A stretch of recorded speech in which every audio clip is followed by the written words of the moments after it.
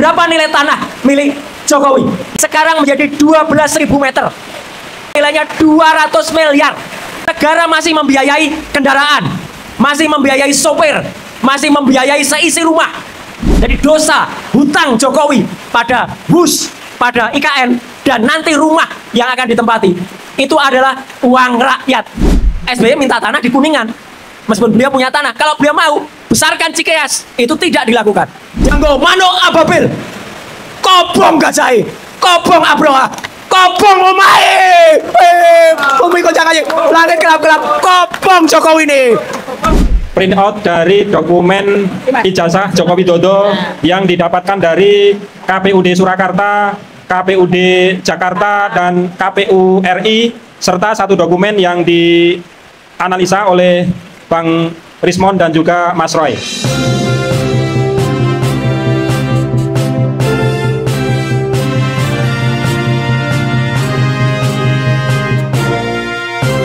Silakan Pak Roy. Ya. Terima kasih teman-teman semuanya. Assalamualaikum warahmatullahi wabarakatuh. Rekan-rekan, sebelum nanti saya bacakan beberapa poin, dan ini ada hal yang sangat baru yang saya sampaikan di Solo, yaitu tentang rumah baru Jokowi. Nanti ada hal-hal yang kita bongkar semuanya, ya. Tapi sebelumnya, karena khas ini di Solo, saya ingin mengawali dengan menyampaikan mocopat atau kidung khas Solo, ya. Rahayu tanah Nuswantara, gumelar ing mega mendung, swara rakyat lir kembang kenongo, nyaur sepi ngatur panggalihe wong cilik, yen pangwasa lali janji, tansah elingo swara bumi, aja dumeh aja kumalungkung, adil jujur dadi pepadang ati, sira para putra bangsa, tata titi lan tepa slira, aja lali karo niat suci, maksulke Gibran adili Jokowi. Jadi hujan kali ini itu insya Allah justru menunjukkan bahwa kita diberi keleluasaan, kita diberi restu, dan kita diberikan jalan untuk terus bergerak. Saya ingin sampaikan beberapa poin, dan hujan insya Allah sebentar lagi berhenti. Ini sengaja turun pada saat kidung tadi, ya. Yang pertama, kami mengutuk keras tindakan saudara Joko yang tadi sudah melakukan penghadangan dan bahkan menyampaikan teror kepada kami semua. Joko memang namanya, tidak mesti Joko itu seorang Joko Widodo, karena dia adalah Joko Sasono. Joko Sasono orang kelahiran 2 Mei, padahal dia lahirnya tuh 2 Mei di Hari Pendidikan Nasional. Kenapa tidak terdidik dia itu? Dia lahir tahun 82, Joko Sasono itu. Bahkan menjadi pendamping desa. Tapi kenapa melakukan provokasi terhadap masyarakat? Kami mengalah, bukan berarti kami takut. Kami mengalah untuk menang. Dan insya Allah, Joko Sasono dan orang-orang yang tadi menggeruduk dan tadi melakukan tindakan yang tercela, itu akan mendapatkan balasan dari Allah Subhanahu wa Ta'ala. Amin. Itu yang pertama. Yang kedua, di depan kita sudah ada beberapa lembar ijazah, kopi legalisasi ijazah yang kami peroleh dari 3 tempat, dan ini merupakan bagian dari 8 titik yang kita upayakan. Saya, Bang Rismon, Dr. Tifa, dibantu juga oleh Pak Dr. Punatua, Pak Bangun Sutoto, Pak Dr. Taufik, Mas asistennya Dr. Taufik, Andika dan kawan-kawan, termasuk juga Michael, Pak Janes dan kawan-kawan. Kami berusaha ini, dan kami telah mendapatkan setidaknya 4 dari 5 yang kami inginkan. Di antara 4 itu, satu yang ada di tengah ini sebenarnya adalah kunci. Karena ini sudah pernah kami dapatkan sebelum kami mendapatkan dari KPU. Dan ini adalah yang orisinal. Dan ternyata yang dari KPU beda dengan ini. Yang dari KPU legalisasinya beda dengan ini. Artinya apa? Kami nanti akan, saya, Dr. Rizbon, Dr. Tifa, akan menyampaikan telaah secara ilmiahnya. Tapi saya sampaikan, legalisasi yang dikumpulkan ke KPU dan diserahkan kepada kami adalah palsu. 99,9% palsu. Karena berbeda dengan yang kami dapatkan secara asli ini. Itu ya, udah, baik. Kami masih menunggu dari Solo. Karena tahun 2005 yang dari Solo itu belum kami dapatkan. Kami dikatakan ini 2005 dan 2010. Nggak bisa. Harus 2 dan harus beda.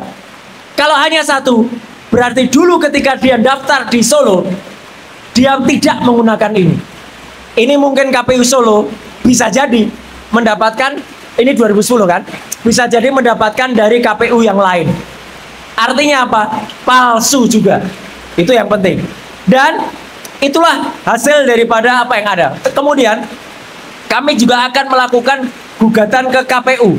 Nah, oleh karena itu, mohon maaf teman-teman semuanya di Solo, saya besok mohon pamit. Saya besok harus menampingi Dr. Bonatua Silalahi di sidang Komisi Informasi Pusat. Tapi semua masih ada di sini. Hanya saya aja yang nggak ada di sini. Saya ke Jakarta ya untuk menjadi ahli di dalam Komisi Informasi Pusat untuk meminta dari Komisi Pemilihan Umum meminta kepada ANRI, Arsip Nasional Republik Indonesia. Nah, masih soal Jokowi. Ini penting banget. Tidak jauh dari tempat kita berada, ada rumah baru dibangun yang bertempat di Desa Bluluan, Colomadu. Ini melanggar aturan. Kenapa saya bilang melanggar aturan? Ada Undang-Undang nomor 7 tahun 78, khususnya pasal 8. Di situ jelas aturan berapa nilai maksimal untuk seorang mantan presiden. Maksimal plus minus 20 miliar. Maksimalnya 20 miliar. Berapa nilai tanah milik Jokowi yang dibangun oleh pemerintah? Dulu mungkin hanya 2.000 atau 3.000 meter. Sekarang menjadi 12.000 meter. 12.000 meter itu 1,2 hektar. Harga tanah di sana sekarang harganya adalah kalau di total kalikan dengan 1,2 hektar sudah nilainya 200 miliar. Jadi sudah 10 kali nilai harga yang diberikan oleh pemerintah terhadap mantan presidennya. Rakyat harus tahu, undang-undang itu juga mengatur negara masih membiayai kendaraan, masih membiayai sopir, masih membiayai seisi rumah. Apa kita rela? Kalau saya bisa pastikan, nanti kalau sudah diresmikan, itu hanya akan menjadi ajang kongko-kongko para termul yang ada di sana. Mereka datang tiap hari, didatangkan, kemudian makan minum di sana. Siapa yang membiayai makan minum? Uang kita, uang rakyat itu. Bukan kalau itu dikatakan uang negara, iya. Sama seperti uang negara, katanya BUMN akan membiayai kereta, bus. BUMN itu juga akhirnya uang rakyat, karena itu uang dari APBN. Jadi dosa hutang Jokowi pada bus, pada IKN, dan nanti rumah yang akan ditempati itu adalah uang rakyat. Sebelum mulai dibuka, rakyat harus tahu itu adalah anggaran rakyat. Sudah ada Kepres, Keputusan Presiden nomor 81 tahun 2004 mengatur lagi maksimal 20 miliar. Jelas betul. Permenkyu, Peraturan Menteri Keuangan. Silahkan tanya ke Pak Menteri Keuangan kita yang lagi hit ya, nomor 120 tahun 2022. Maksimal tanah itu 1.500 meter. Ini 12.000 meter. Kalau dikatakan, oh ya itu karena di Solo sama di Jogja. Mau coba dilihat perbandingan tanahnya. Kali berapa? Nilainya tidak setara.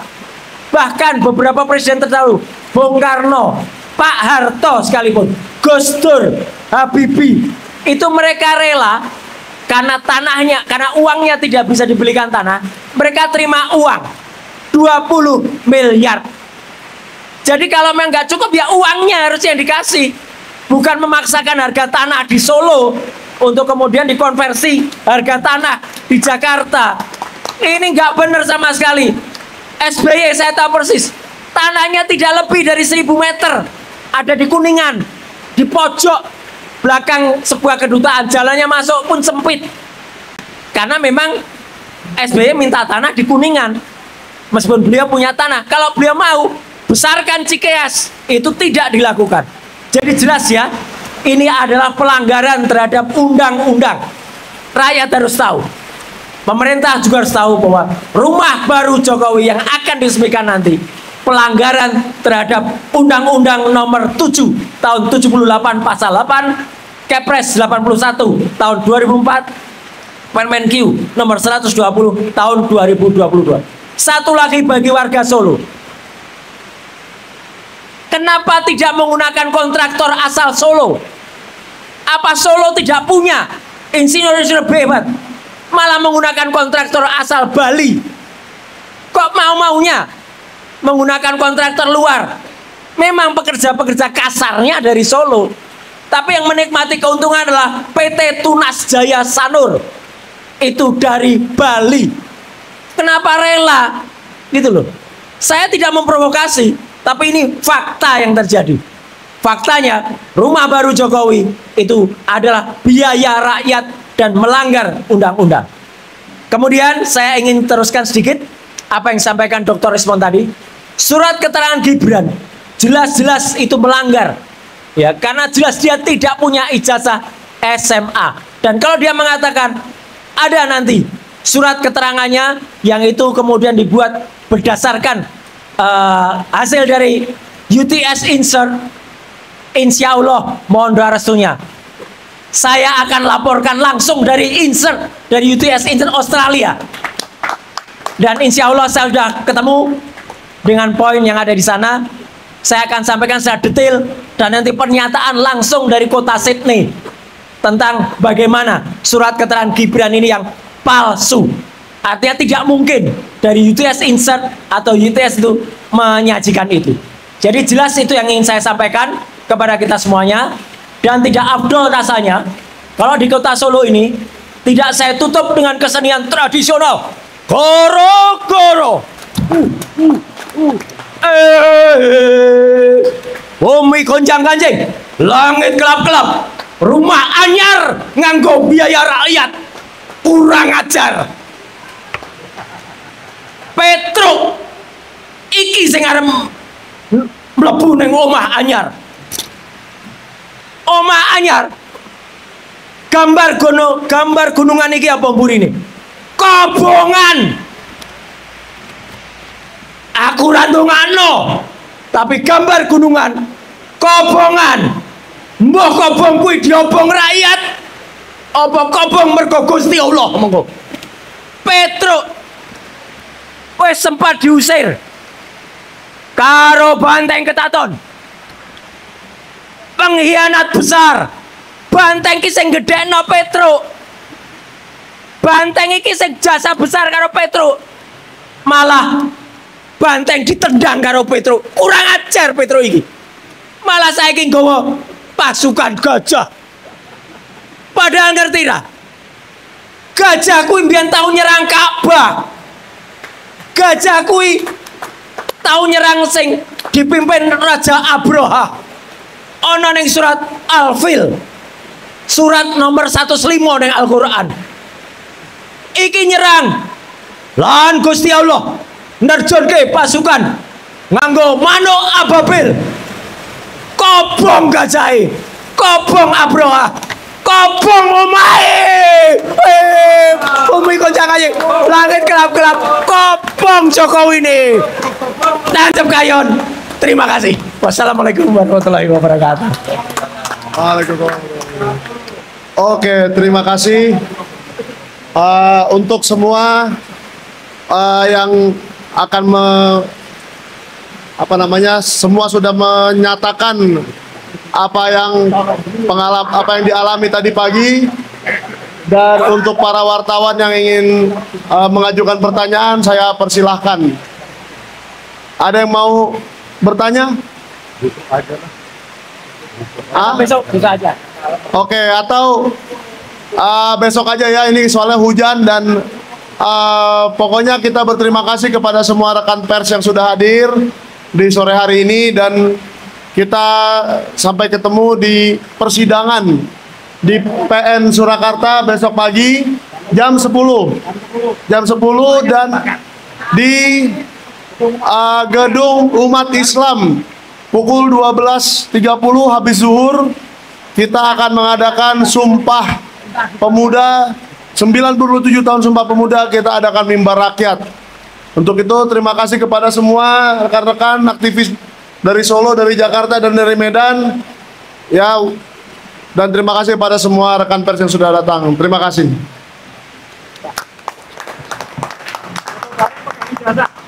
Foto bareng yuk. Ayo foto bareng sama ijazah yuk. Oke, silakan yang mau mengambil foto, kita mau foto bareng sama ijazah.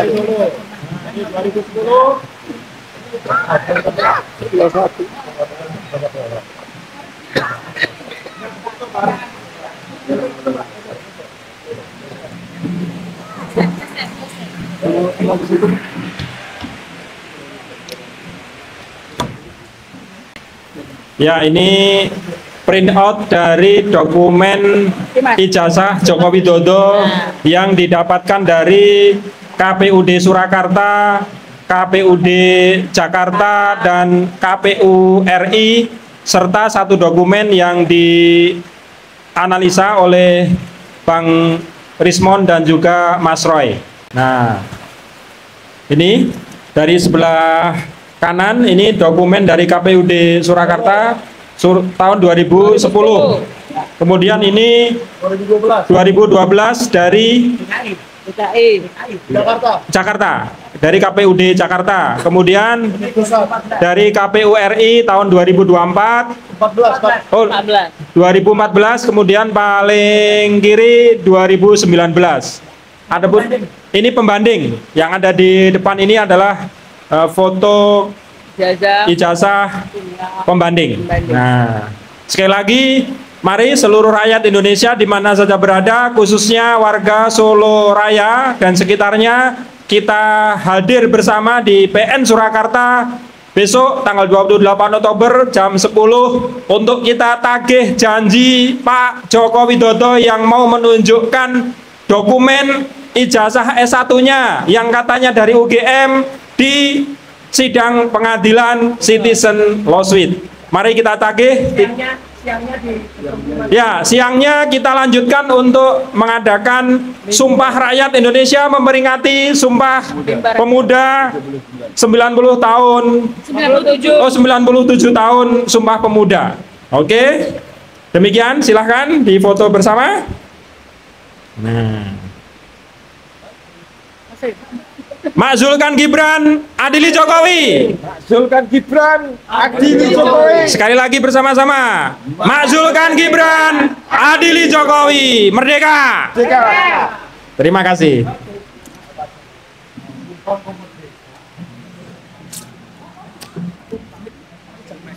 Oh ya.